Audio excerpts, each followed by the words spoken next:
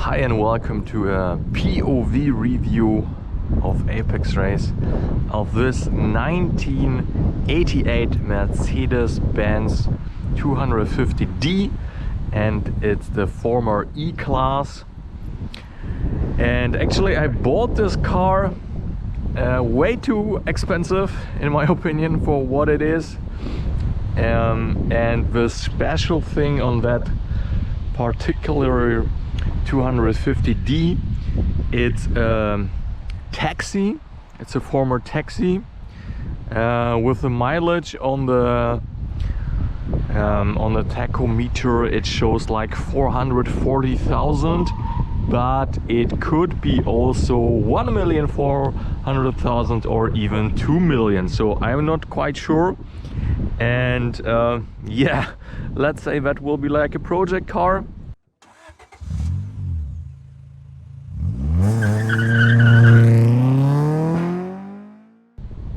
But in the first glance I would like to do a review and show you like what we will probably do, and yeah, what are the unique things of the taxi version to a normal version, I would say. So we have like this Taxi International package here, and yeah, as with every W204, yeah, or 14, I'm quite not sure right now what's the model generation. But as we see, problem number one is rust, fenders, here the doors,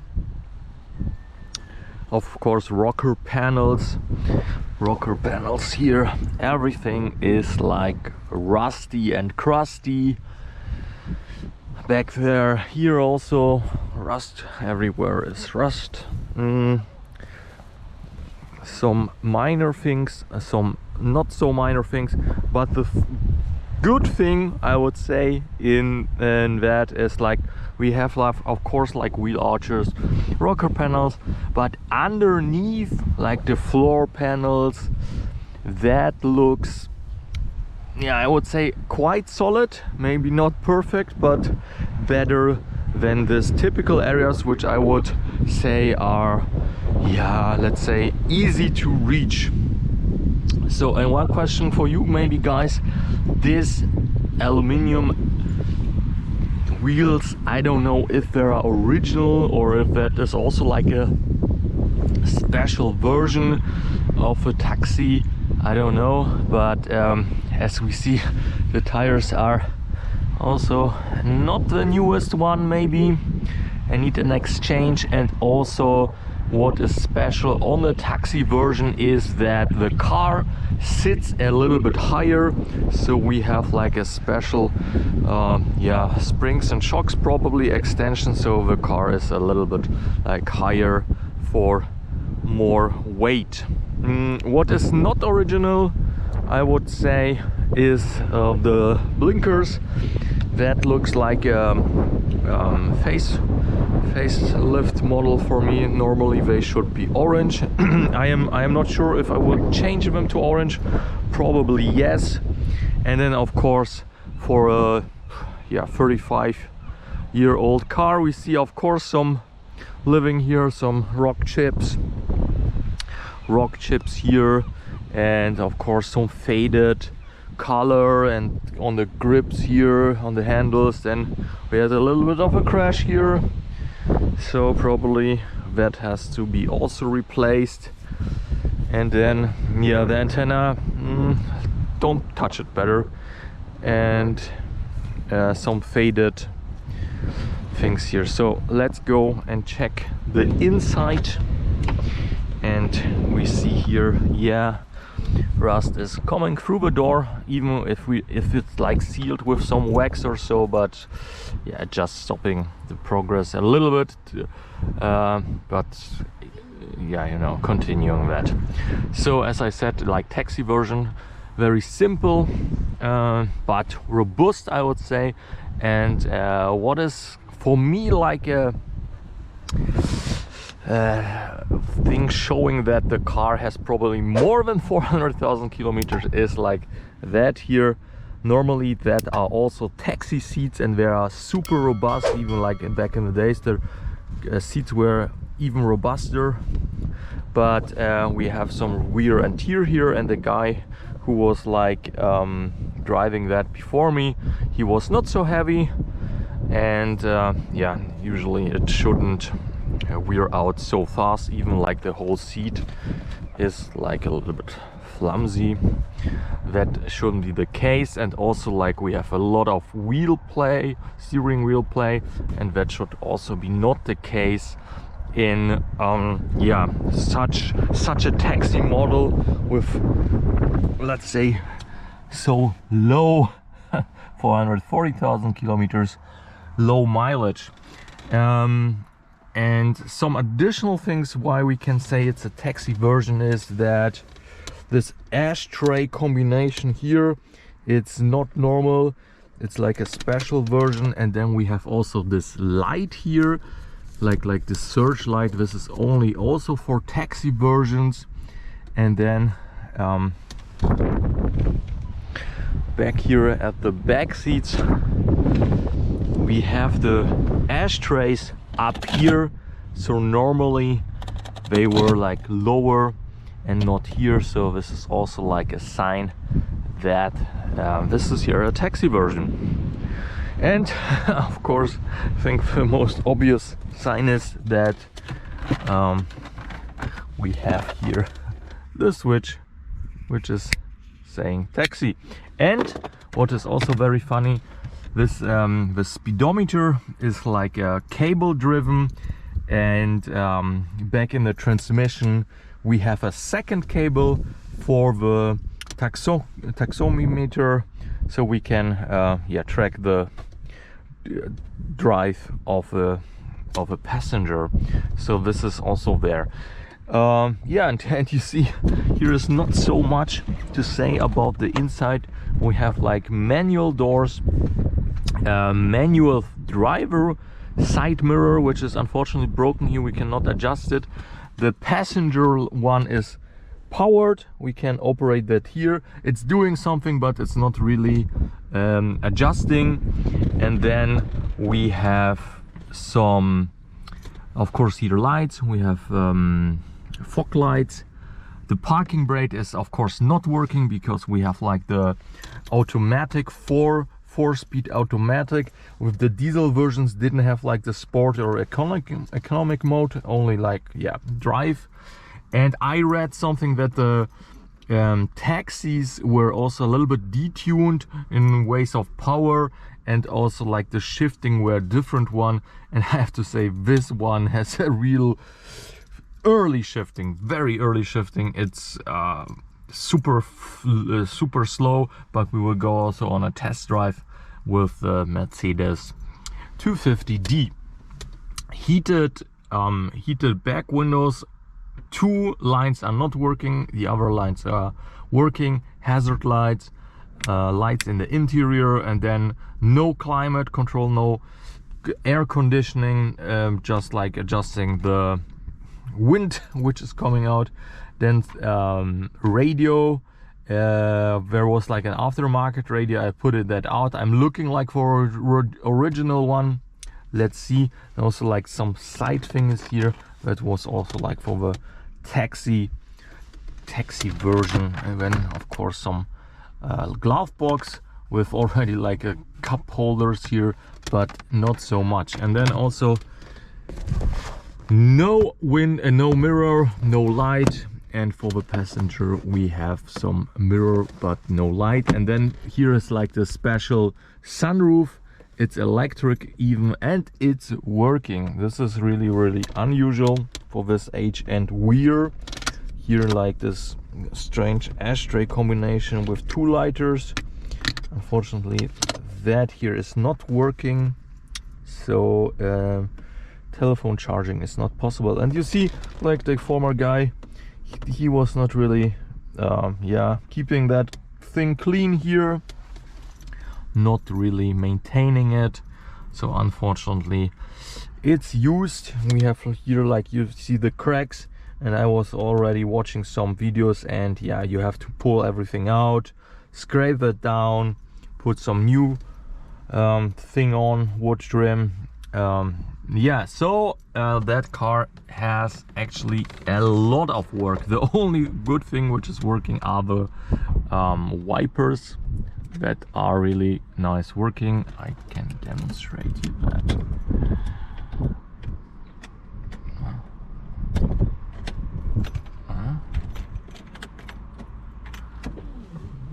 Yeah, so this is like the special Mercedes wiper, which is like really coming up to cover, I think, like 90-something% of a windscreen. This, like, the motor is working really well. I think the washer blades have to be exchanged because they are not so well anymore. I would say let's check out the back seats.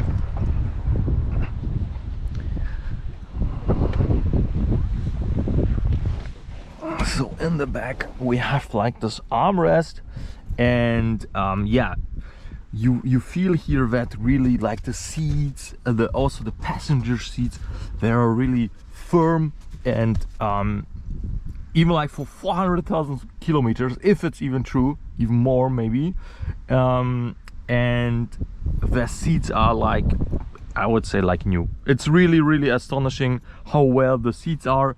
The driver's seat, of course, it's weird out, but the back seat's super comfortable, and of course with the ashtray here I can smoke a lot, but unfortunately I don't have a lighter here, and it's super comfortable. I mean, it's an E-Class in the end, a little bit of course older, but from space wise you have a lot of space here. So this is really cool. So you can go without any problem on a longer trip, especially like with this very comfy seats. No, also like no thing here like storage things. And also what I saw, I have to research that a little bit, like the thing is here that you can I don't know if you can put some mats in for, like, attached to that buttons here. This is something really interesting, because on the other side I don't see that. Only like only that side doesn't have them, but the others, every other side have that. So let's check out the trunk, and the trunk is really gigantic, I would say. And actually it's like with one key you can open all doors, also the trunk, and you see the trunk is a little bit messy. I put already some stuff out, some modifications, I would say 90s modifications with the spoiler for the sunroof, then like some aftermarket shitty armrest, and also like for the windows some rain guards, and also like this fake aluminum mats, which are really looking shitty, but that was the time in the 90s and early 2000s. I see we have some problems here with that cover. I need to look on that. So something there maybe is a replacement, because we have like this warning light which is actually turning on that something is wrong. You see that is a little bit weird out. And also we have like a trailer hinge which is covered. You can pull it out. Unfortunately this one is missing, but the attachment is there, and we can just put it in here. It's covered with some plastic. We don't see that here right now, but you can pull out the plastic and plug in the hinge, so you can pull something. But unfortunately, like with that power currently with that car, I am like thinking that will be difficult. So let's check out the engine, and unfortunately with there is like for me a big problem. You have to pull this hinge here, and then like it's going up, And here it is. It's a 2.5 liter non-turbo diesel engine, produces something about 90 horsepower. So that's crazy. We have already ABS here, so Mercedes was very fast. I think they invented the ABS system. And unfortunately we have like a big leak here down there. For me it looks like the gasket on the cylinder head has to be replaced, and yeah, that's quite a lot of work. And you see here yeah, the rust eaten out that part here, so that has to be also fixed. And yeah, it's like mechanical fuel injection, which is working probably fine, but it looks like this engine bay looks like that in the last 10-20 years nobody really looked under here with a brake booster. A lot of sensors. Also one thing is very interesting, the fluid for the washers, it's heated, so that's like an indication that the fluid is heated, and also the valves like are also heated, so that will be not in the winter, that will be not frozen. Yeah, so you see, like, first of all, like proper cleaning and probably getting fixed this head gasket, because of course we are losing oil and burning fluid, like coolant we are losing, and then of course it can damage also the engine sooner or later. 5 cylinders, 2.5 liters, as I said, with a 4-speed automatic transmission. Yeah. So I would say yeah, let's start up that thing. We have a lot of sensors here already in the 80s. I would say let's start up, and then you will hear this wonderful non-turbo diesel sound. So twist the key and then wait for that light that is like going out. This is like the heated thingies there, and then it starts up immediately.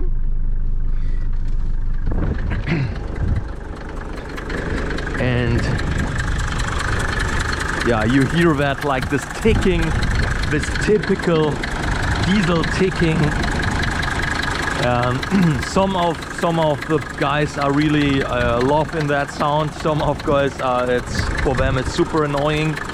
And I read something that Mercedes was like trying to make the cabin super, yeah, maybe not super, but like a more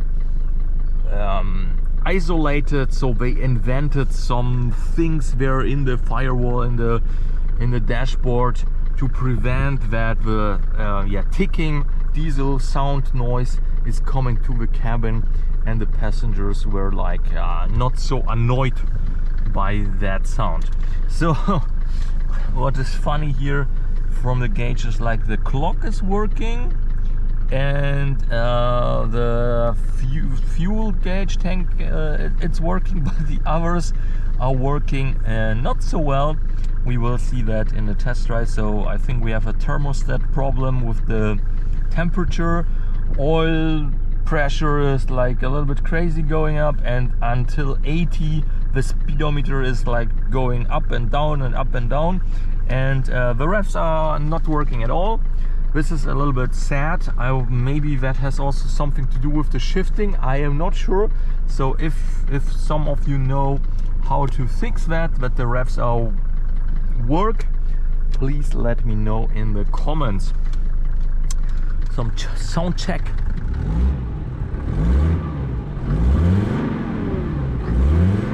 So you hear the car have some revs. it's like revving up, but unfortunately we will see that in the test drive.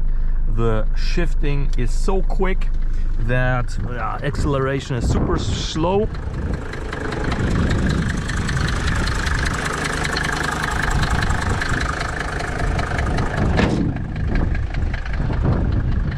This is so mechanically, and I mean the craziest thing on like quality, I saw like the video of like production of that cars. I don't know if it was only like for promo or it was real, but I think like if you close the door, and it's like, this is like the sign of quality. Yeah, it's, everybody is like checking quality by closing the doors, and even on the passengers it's like even yeah, it's even crazier with that amount of mileage. And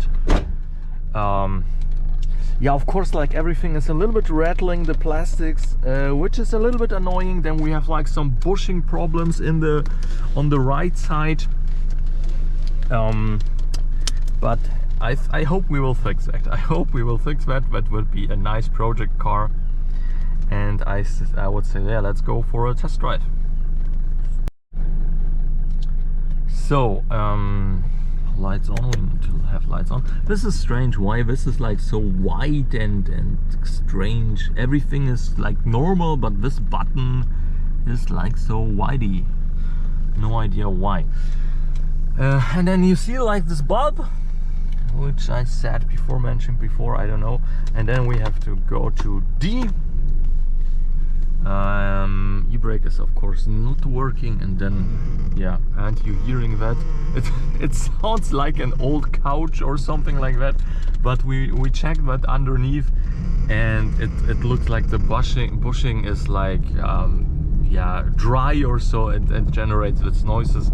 So yeah, no problems there, but yeah, the sound is a little bit annoying, and people maybe were like a little bit afraid of the noise. So you see like the speedometer is like jumping around. Revs are not there, and so I was reading about the car, because I was already like thinking, okay, what's going on? I'm here like hitting the pedal to the metal, and nothing is like really happening.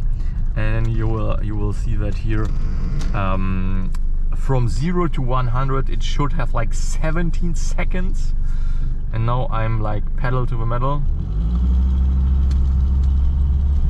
and you feel that maybe that like the transmission is super early shifting. I have no idea why. We can of course like limit that to only like second and third gear, but yeah, so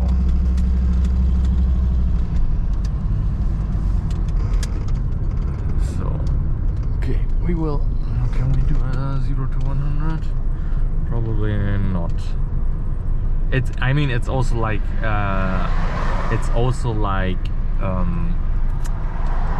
going down, yeah. So it's hill down, and now I'm hitting the throttle, and you see, you feel that it's already like shifted in the third or fourth gear, and I mean, it's so ridiculous.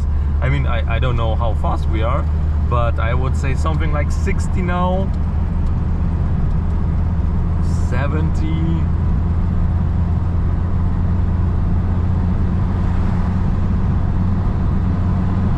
Yeah, 80.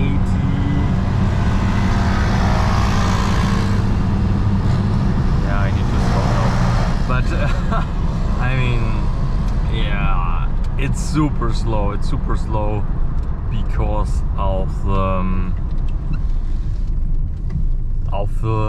the early shifting. So oh, that's funny. I like old cars. They have like characters. They had I see sometimes I'm like overwhelmed how much work there is, and nothing is really working properly.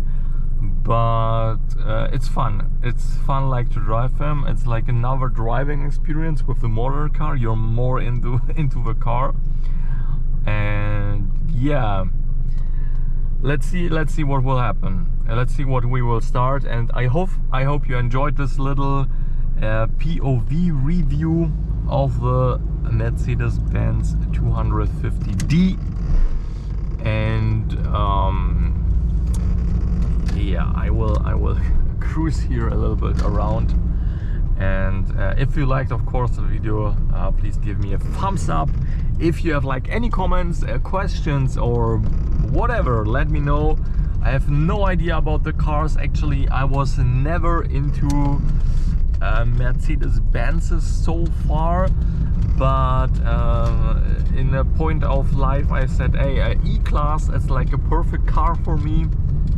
It's not too big, it's not too small, and actually I had like a younger one in mind, but yeah, how it is in life, sometimes you end up with an E-Class, with an older one and not a newer one, and it's like completely maybe not completely junk, but yeah, you see here also like the play in the wheel. In the city it's not such a huge problem, but when you're like driving a little faster on a highway or interstate, and then you want to like make a maneuver, pass lanes, then this is not so nice. It's like on a boat. So as I said, yeah, any comments, if you would like to see also more technical stuff, more videos about that, or if we would like to go on a real 1-200 speed test, acceleration test, let me know. Yeah, I can like film the car anytime. And yeah, I hope we will see us in the next episode. So stay safe and see you next time. Bye bye.